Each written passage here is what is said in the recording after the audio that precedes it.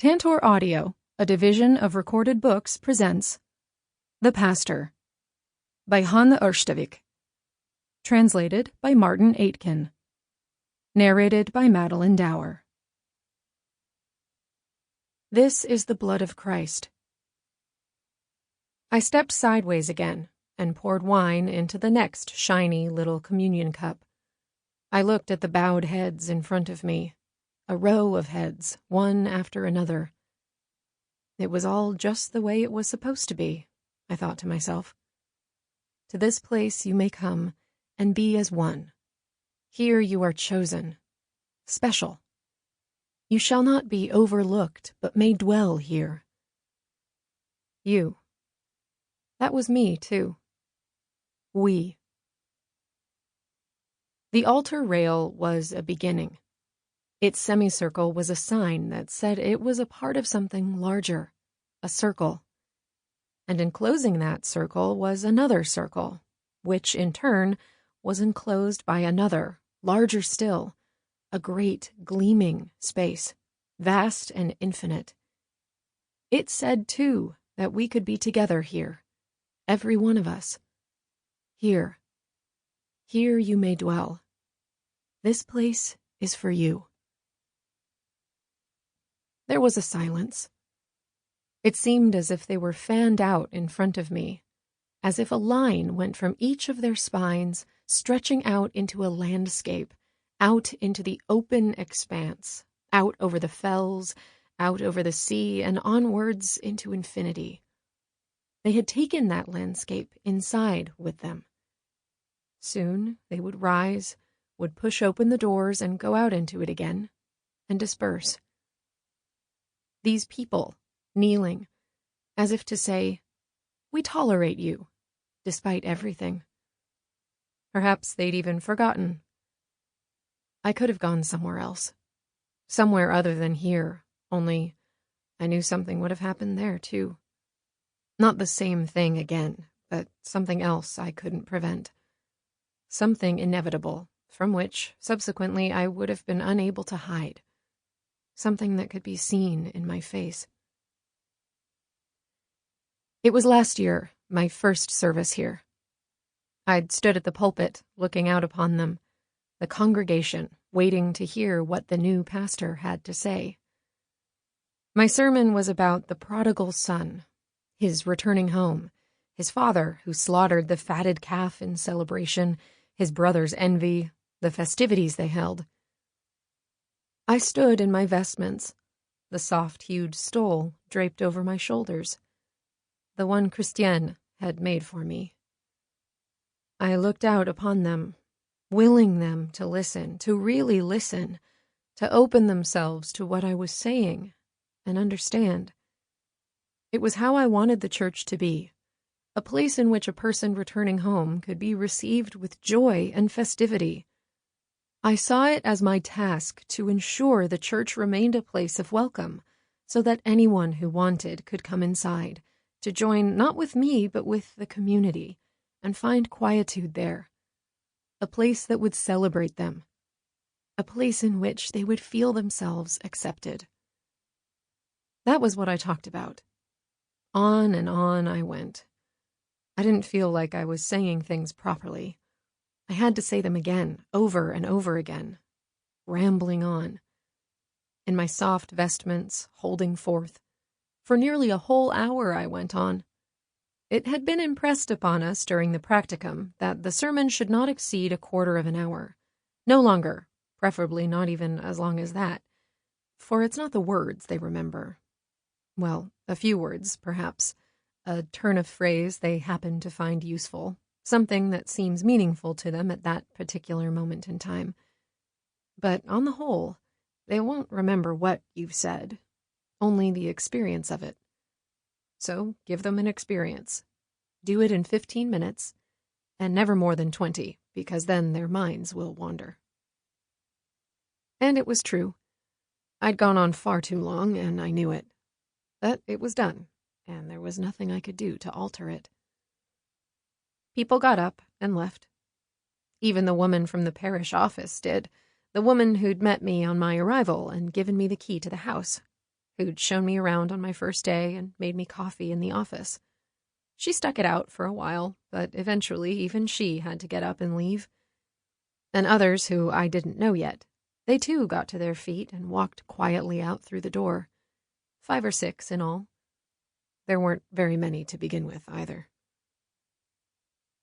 I woke up thinking about it every now and then, which made me even more ashamed to be thinking about that instead of something else that was more important. But I so much wanted to get through to them. I had come to them with all my bags and boxes, my car full of belongings, had driven up only a week after Kristiane's funeral. I'd found the vacancy on the internet, assistant to the parish priest, phoned, and then faxed them my documents. The position had been advertised several times, only no one had applied. A few days later, it was all agreed. I packed and set off. All the way from the south of Germany I came, all the way up here, to this place in the far north. It took a day and a night to drive through the pine forests of northern Finland before reaching the border.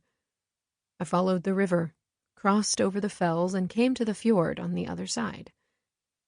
And as I meandered through the curves of the road that hugged the shore on its way towards the town, I had the feeling that I was coming home, even though I'd never been here before.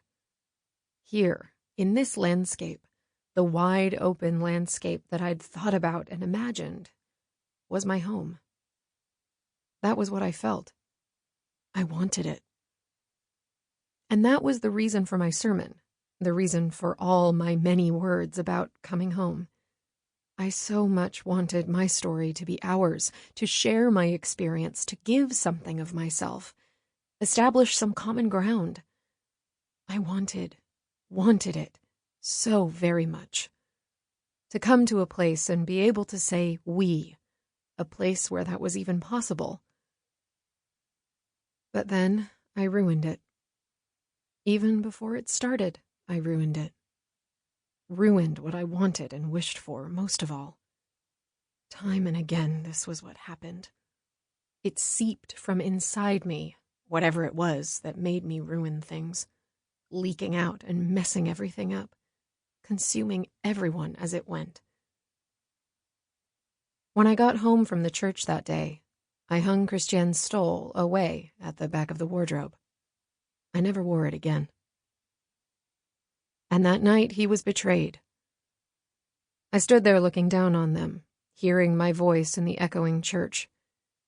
It didn't sound like it belonged to me there. I spoke not for my own sake, but for mine and theirs together. For us. This is the body of Christ. This is the blood of Christ. Thy sins are forgiven. Go and sin no more. I held out my hands. I felt like I was letting go of something, as if something departed from me as I opened my arms and held out my hands, as if by that gesture something escaped me and was gone. That was what the year had been like. Everything escaped me. Every time I held out my hands, something escaped me and was gone. Or rather, not everything. It was true that something did, but somewhere inside me, it felt like there was still a place that could not be entirely depleted, a kind of subterranean spring that continued to bubble. Where does it come from? Trickling forth, percolating. There, persistent and enduring. I stood in front of the altar as we sang the hymn, and there was a peace in singing the words, a respite. Soon it would be Easter, a year since it happened. Yes, coming here had to do with Kristiane as well. It had been a reaction of sorts, an action in reverse. In a way, it had been inevitable. I could just as well have been a piece in some board game. There I was, at the bottom of the map, southern Germany, only then I had to be moved, all the way up here. Action and reaction. As if I'd been slung too close to something, too far down, too far in, and had to be propelled back again in the opposite direction.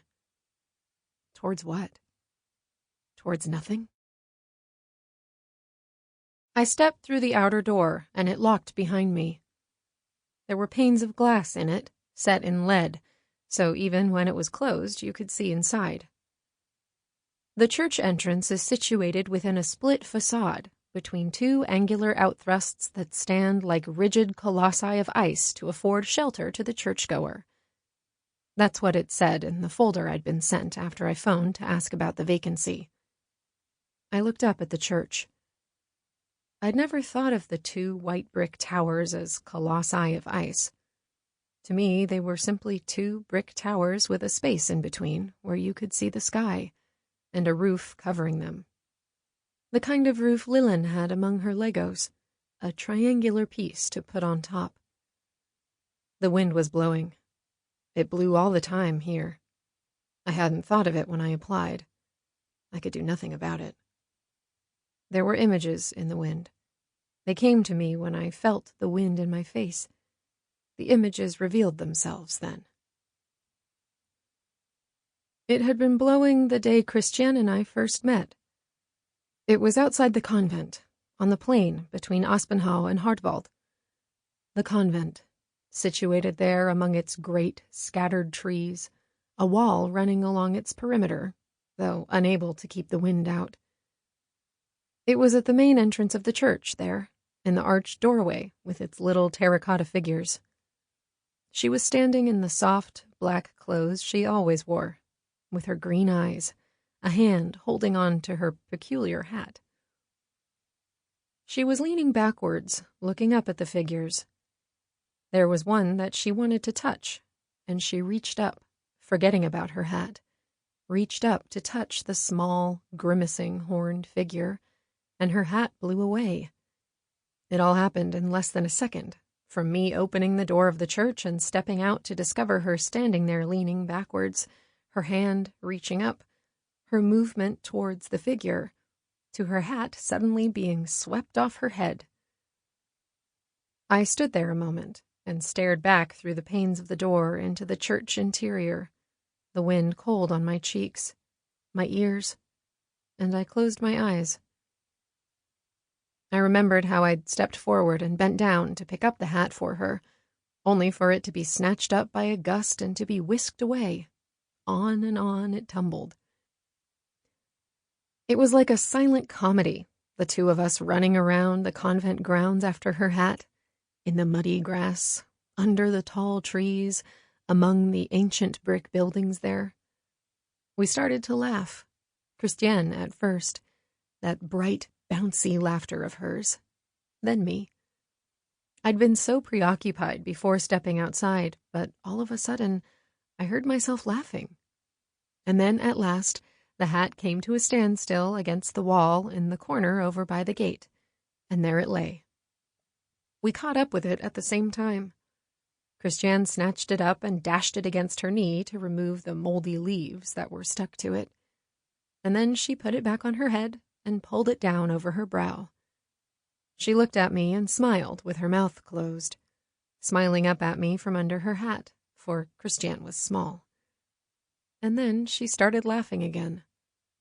Her laughter was like a child's, I thought, a giggle.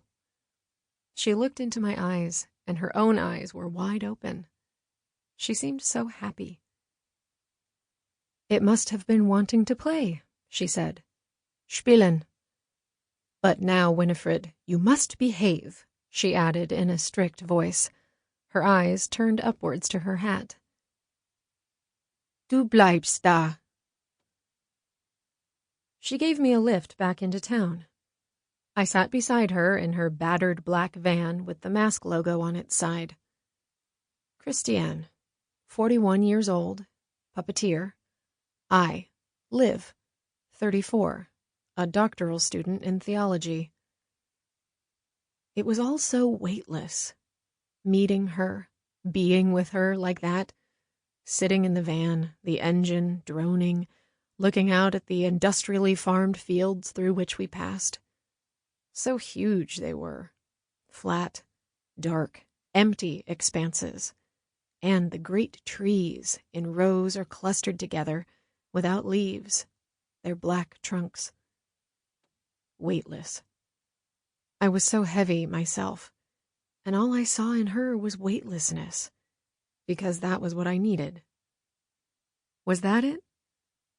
I didn't realize that the light in her was turned up too bright, like the sun in a film, going completely white until the image disappears. Was that the way it was? I opened my eyes. In front of me was the church. I was the pastor. I'd been living here nearly a whole year. I tried to focus my mind on it, that this was where I was now. I tried to think simple thoughts, to think clearly.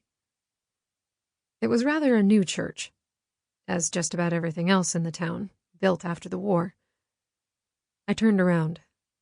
From the small area in front of the building, I could see what was basically the entire town.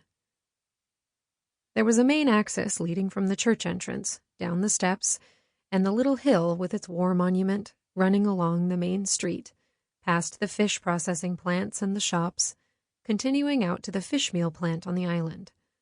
Beyond the island was the water, the sea to the left, the fjord stretching inland to the right. Facing was the other bank of the fjord, a flat strip of land, and beyond that was Russia. In medieval times, the people here lived on the island. Now the town was on the mainland, a short bridge connecting the two, 100 meters or so in length. The island sheltered us from the wind and storms. It disturbed the view, too, though I supposed only a southerner would think such a thing. A second axis was the road that cut through it all from the inland, forging along the line of the fjord until there was no more fjord left, only the sea. The town had been drawn up according to these two axes, one horizontal, one vertical, and its few streets laid out in a grid of parallel lines after the war, when the rebuilding started. There were photos from that time hanging on the walls at the back of the church, in the vestry, the offices. Black and white photos of men in overalls lugging sacks of cement, stacks of planks, scaffolding, and someone pointing at a man in a safety helmet. The road was little more than sand, rutted by the wheels of trucks. There was a crane. I stood there with the church behind me and looked out, breathed in the air. The air was so fresh, so clear, it felt, and the sky, too, was clear, and so very bright. The wind was blowing, and the sun was out. Yes, the wind was blowing, and at last the sky was bright, and all I needed was to stand there and become lost in thought, in all that light. Superficial thought that remained on the surface and let everything else lie, if only for a moment. But it was no use, for she was there too, Kristiane. It was as if every surface, every plane of thought was full of treacherous holes, and at the bottom was what churned inside me. In all the brightness, the airiness of such a day in this little town, I could turn around, and she'd be there, outside this church door, dressed in the same black clothes, in the same hat she kept having to hold on to, her arm raised, bent at the elbow. And I could see her there in front of me, and talk to her, and touch her, and she would be living again, laughing and real. But no, Liv, it's not like that. There are things that are done and which cannot be done again. There are things that are over and which belong to the past. And you can weep and squirm and protest as much as you want because nothing will ever come back. What was it? That weightlessness she possessed that became too light for her to bear? Or was it merely a disguise to cover up something very heavy which I couldn't see?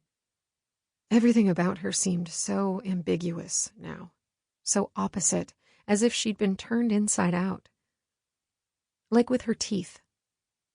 I didn't see them at first, either, not until we were in the van coming back from the convent and I saw her side on. Her eyes were on the road ahead, her mouth half open, and then she started to laugh about something. She was always laughing. All of a sudden, out of nowhere, she could just burst into laughter. And then I saw the way her teeth were bunched together, behind and in front of each other at 6s and 7s. There were too many of them, and they were oddly shaped, not flat and regular. Some were narrow and pointed, too, like little spires. I noticed that the snow had melted on the big, flat surfaces of rock. In some places there was gleaming ice. Elsewhere the ground was already bare. Bare rock, gray and flat, standing out so starkly to the eye. It had been there all along, underneath the snow, all winter, and the winter had gone on for such a long time. Everything had. I hadn't thought about it before, but now I could feel how long it had all been going on. My eyes rested on a small tuft of yellowed grass at the edge of the rock, and I felt an urge to pull it up. I went over and crouched down, gripped it in my hand, and pulled. It clung to the frozen ground. All I got were a few blades. I stood up with the grass in my hand. "The time, Liv. You're forgetting the time. The parish coffee morning. Come on." I hurried down the steps to the road. The snow was wet. I trudged more than ran in my green Wellingtons. The snow stuck to the toes. I stamped it off and pressed on. I'd popped into the vestry and changed out of my cassock and shoes, pulling on my thick brown sweater with the high neck instead. My trouser legs bunched at the shafts of my boots, and I bent down and tucked them in. I crossed the road, taking a shortcut through the snow, lifting my knees high at every step as I made my way towards the little brick building with the arched windows that each came together in a point at the top. It was one of the oldest buildings in the town, more than 150 years old. Once it had contained the district's first library, and it was one of the few structures to have escaped destruction by the Germans. It was poorly situated, rather out of the way, behind the big community center where there was a cinema and concert venue. But I like the coffee mornings there, I thought to myself. I like the impossible situation of the place. It was just the right size, too. It wasn't the fault of that little white building that it had become so sequestered. After all, it had been there first. It was the placement of the community center that had been so inconsiderate, completely disregarding the little building that was already there. I'd reached the door now and stepped up onto the block of stone that was the doorstep. It had emerged from the melting snow that dripped from everywhere, splashing onto the ground to be sucked up and absorbed. I went inside and was assailed by the smell of baking waffles. I could hear Nana's voice, hers and no other, loud and clear even in the hallway, as if she were alone in there, chatting away to herself. I went into the cloakroom, where brown benches edged the brown walls, dual coat hooks above them, one hook curving upwards, the other downwards, with round, black knobs on the end. It struck me the first time I was here that this is what it had been like going to the library all those years ago. You took off your coat, perhaps your shoes, too, and then you went in. The idea that being with books was something that required time. Nowadays, most people kept their coats on even in church. Not that it was particularly cold there, though occasionally that might have been the case, if the wind was blowing, the way the wind could blow here. But not usually. But still, they sat there with their coats on, wrapped up in layers of warmth, swaddled. Perhaps they were protecting themselves? They always looked as if they were ready to leave at the slightest indication. They did, too, when I first started. Oh, Liv. I sensed the way I'd laid out a kind of surface around me on which I'd tried to walk, uncertain of whether it would hold, whether it could bear my weight. Only it hadn't. It wasn't the library I'd thought about the first time I'd entered the parish hall here. No, It had felt more like stepping inside Kristiane's theater space the first time I saw her perform. What was it here that reminded me of it? Kristiane's place had been so different. Her workshop and stage were housed in a former petrol station. The garage and car wash had been converted and painted black inside. Figatita Schaubühne, it said in red lettering on the wall outside, the name spelled out, too, in an illuminated sign that arced above the roof. No, the building here was nothing like Kristiane's puppetry space, so it wasn't that. But there was something about the dim light here in the cloakroom. Perhaps just the fact that this, too, was an in-between sort of space, halfway between one place and another. The sense it gave of there being something more to come, the sense of distance that lay in that. It was a space that relied on that distance, and to enter it was to become a part of that, too. It felt like my whole life was like that now, a distance of which I had become a part, or rather had become, with my entire being. But anyway, this was where they took off their coats and cloaks and jackets and hung them on the hooks as they were hanging there now. I had no coat to take off. I'd left it behind in the church. It was on the chair in the office. I'd have to go back and get it afterwards. I opened the door of the main room and went inside. "Ah, there you are," Nana said, looking up at me from the right-hand corner, where there was a sink and a counter up against the wall, a table facing out into the room with a wax-coated tablecloth on it in a blue floral pattern, the 4 waffle irons with steam rising up from them. She smiled at me before lifting the lids one by one to see how the waffles were doing. There was already a pile of them ready on a wire cooking tray. One of the regular women from the coffee mornings was standing at the other side of the table, transferring them to a serving dish. She was wearing a pinny over her dress, her old hands moving busily, and I noticed how soft they looked. I looked down at my own hands, boxy and stiff-looking. I realized I still had the blades of grass in my right hand, that I was clutching them hard. I'd forgotten all about them. I went over to where Nana was standing so I could toss them in the bin behind her. "Here," she said, turning towards me with a waffle skewered on a fork. "Take and eat in remembrance of me." She spoke softly in a dark, silly voice, then turned back to her waffle making. I leaned against the counter and dropped the grass in the utility sink before biting into the freshly baked waffle. I stood and munched while watching people talk at the tables. It was as if the sounds they made enclosed them, and for a moment I didn't know how I was going to get through to them. I'd never seen a puppet theater before I met Kristiane. It had seemed so remote to me.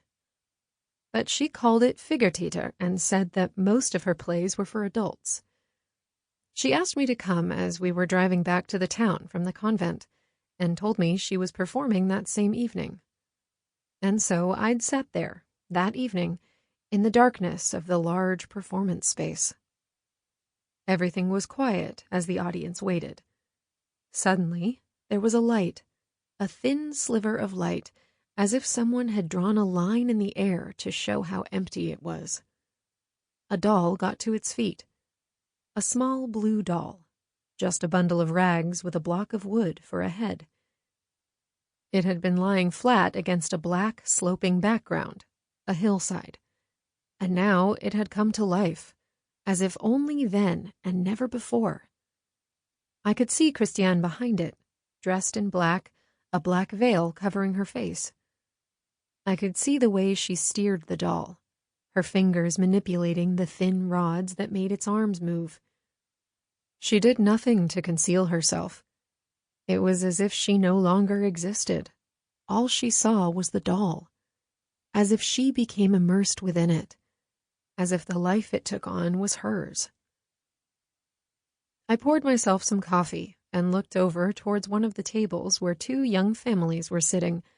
They were from the South, as well as some others I knew, teachers at the elementary school, a person who worked in the civic administration department, a doctor couple. At another table, the old people sat. Sample complete. Ready to continue?